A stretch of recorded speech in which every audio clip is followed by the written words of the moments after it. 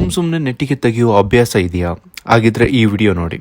Relax ಆಗೋಕೆ, tension ಕಡಿಮೆ ಆಗೋಕೆ ಹೀಗೆಲ್ಲ ಮಾಡ್ತಾರೆ. ಹಾಗಿದ್ರೆ ನೆಟ್ಟಿಗೆ ತೆಗೆಯೋದ್ರಿಂದ ಆಗುವ ಅಡ್ಡ ಪರಿಣಾಮ ಏನು ಮತ್ತು ನೆಟ್ಟಿಗೆ ಶಬ್ದ ಹೇಗೆ ಬರುತ್ತೆ ಅನ್ನೋದು ಹೇಳ್ತೀನಿ. ಬೆರಳುಗಳ ಕೀಳುಗಳಲ್ಲಿ ಸೈನೋವಿಯಲ್ ದ್ರವ್ಯವಿದೆ. ಇದು ಸಾರ್ವಜನಿಕ ಹಾಗೂ ಆಮ್ಲಜನಕ ಮತ್ತು ಕಾರ್ಬನ್ ಡೈಆಕ್ಸೈಡ್ನ ಗುಳ್ಳೆಗಳನ್ನು ಬಿಡುಗಡೆ ಮಾಡುತ್ತೆ.